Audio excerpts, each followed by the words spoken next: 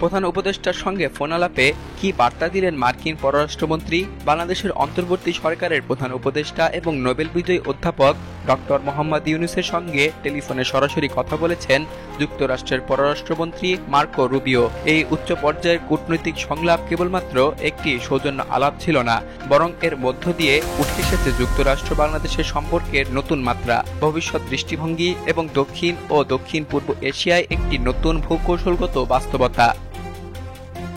ঐতিহাসিক প্রেক্ষাপট: বাংলাদেশে অন্তর্বর্তী সরকারের গঠনের পর এটাই প্রথমবারের মতো যুক্তরাষ্ট্রের পররাষ্ট্র নীতির শীর্ষ পর্যায়ে সরাসরি কোনো বার্তা দিয়েছে। বিশেষ করে এমন এক সময়ে এই ফোন আলাপ হলো যখন বিশ্ব রাজনীতি অনেক বেশি অস্থির এবং দক্ষিণ এশিয়ার ভূ রাজনৈতিক প্রেক্ষাপটে বাংলাদেশকে নিয়ে আন্তর্জাতিক আগ্রহ অনেক বেড়ে গেছে।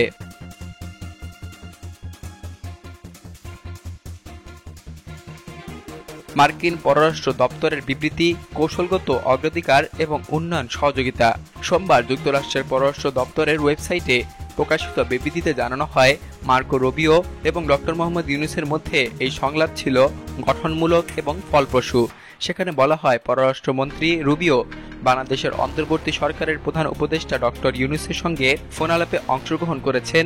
তারা যুক্তরাষ্ট্র বাংলাদেশ অর্থনৈতিক সম্পর্ক জোরদার করার অঙ্গীকার পুনর্ব্যক্ত করেছেন এবং ইন্দো প্যাসিফিক অঞ্চলে নিরাপত্তা, স্থিতিশীলতা ও সমৃদ্ধি অর্জনে তাদের যৌথ প্রতিশ্রুতি পুনরায় নিশ্চিত করেছেন। এই বক্তব্য থেকে স্পষ্ট, ওয়াশিংটন এখন বাংলাদেশকে কেবল একটি উন্নয়নশীল দেশ হিসেবেই দেখে না, বরং একটি কৌশলগত অংশীদার হিসেবে মূল্যায়ন করে, বিশেষ করে ইন্দো প্যাসিফিক কাঠামোর অংশ হিসেবে। প্রধান উপদেষ্টার দফতরের প্রতিক্রিয়া উষ্ণ এবং ফলপ্রসূ। প্রধান উপদেষ্টার প্রেস সচিব শফিকুল আলম এক ফেসবুক পোস্টে জানান, আজ সন্ধ্যা 7টা 30 মার্কিন পররাষ্ট্রমন্ত্রী মার্কো রুবিও বাংলাদেশের প্রধান উপদেষ্টা অধ্যাপক ডক্টর মোহাম্মদ ইউনূসের সঙ্গে ফোনে কথা বলেন। প্রায় 15 মিনিট ব্যাপী এই ফোন আলাপ অত্যন্ত উষ্ণ এবং সৌহার্দ্যপূর্ণ ও ফলপ্রসূ ছিল। তিনি আরও জানান, এই সংলাপ দুই দেশের মধ্যে বিদ্যমান দ্বিপাক্ষিক সম্পর্ককে আরও গভীর করার ইঙ্গিত বহন করে। মার্কিন পররাষ্ট্রমন্ত্রী বাংলাদেশের রাজনৈতিক স্থিতিশীলতা, অর্থনৈতিক সংস্কার এবং আন্তর্জাতিক শান্তি রক্ষায় বাংলাদেশের অবদানকে স্বীকৃতি দিয়েছেন। গণতন্ত্র, মানবাধিকার এবং সুশাসনের বিষয়টি অনিবার্যভাবে উঠে এসেছে। যুক্তরাষ্ট্র বিশ্বব্যাপী গণতন্ত্র, মানবাধিকার এবং আইনের শাসন প্রতিষ্ঠায় অগ্রণী ভূমিকা রাখার প্রত্যয় অটল। বাংলাদেশের সাম্প্রতিক রাজনৈতিক রূপান্তরের প্রেক্ষাপটে এই ফোনালাপে গণতন্ত্র, নির্বাচনকালীন সুশাসন এবং নাগরিক অধিকার সম্পর্কেও আলোচনা হয়েছে বলে কূটনৈতিক সূত্রগুলো মনে করছেন। বিশ্লেষকরা ধারণা করছেন, ওয়াশিংটন ঢাকার কাছে এই বিষয়ে দৃঢ় বার্তা দিতে চায়, বাংলাদেশ যেন অন্তর্বর্তী সময়েও রাজনৈতিক অন্তর্ভুক্তি, স্বাধীন মত প্রকাশ এবং সুশাসনের নীতি বজায় রাখে। আঞ্চলিক প্রসঙ্গ: ইন্দো প্যাসিফিক কৌশলে বাংলাদেশের কেন্দ্রীয় ভূমিকা। বর্তমানে যুক্তরাষ্ট্র তার ইন্দো প্যাসিফিক স্ট্র্যাটেজিকে বিশ্ব রাজনীতির অন্যতম অগ্রাধিকার হিসেবে বিবেচনা করছে। এই প্রেক্ষাপটে বঙ্গোপসাগরের কৌশলগত অবস্থান বাংলাদেশের গুরুত্ব বহুগুণে বাড়িয়ে দিয়েছে। বাংলাদেশ এখন কেবল ভারত, চীন কিংবা দক্ষিণ পূর্ব এশিয়ার মধ্যকার একটি ভূখণ্ড নয়, বরং এটি জ্বালানি নিরাপত্তা, সামুদ্রিক বাণিজ্য পথ এবং সামরিক ভারসাম্যের একটি কেন্দ্রবিন্দুতে পরিণত হয়েছে।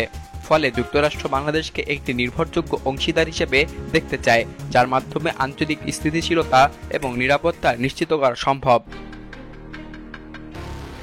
ফোন আলাপের সম্ভাব্য প্রভাব এবং ভবিষ্যৎ কার্যক্রম: এই ফোন আলাপ শুধু একটি আলাপচারিতা নয়, এটি ভবিষ্যতের পথচিত্র নির্ধারণের সূচনা। দুই দেশের মধ্যে কিছু বিষয়ে অগ্রগতির প্রত্যাশা রয়েছে, যেগুলো হচ্ছে রক্ষা এবং নিরাপত্তা সহযোগিতা বৃদ্ধি, অর্থনৈতিক বিনিয়োগ, জলবায়ু এবং প্রযুক্তি খাতে সমঝোতা এবং গণতন্ত্র উন্নয়ন প্রকল্প। বিশ্ব রাজনীতি এবং কূটনীতিতে বাংলাদেশ বাড়ছে গুরুত্ব। বিশ্বের দুই পরাশক্তি যুক্তরাষ্ট্র এবং চীন বর্তমানে দক্ষিণ এবং দক্ষিণ পূর্ব এশিয়ায় প্রভাব বিস্তারে প্রতিযোগিতায় লিপ্ত। এই প্রেক্ষাপটে বাংলাদেশ এমন একটি দেশ যার ভূরাজনৈতিক অবস্থান এবং অর্থনৈতিক সম্ভাবনা দুটোই গুরুত্বপূর্ণ। মার্কিন পররাষ্ট্রমন্ত্রীর এই ফোনালাপ প্রমাণ করে যুক্তরাষ্ট্র বাংলাদেশের প্রতি আগ্রহী এবং ঢাকা কেন্দ্রিক কৌশলগত সম্পর্ককে নতুন উচ্চতায় নিয়ে যেতে চায়।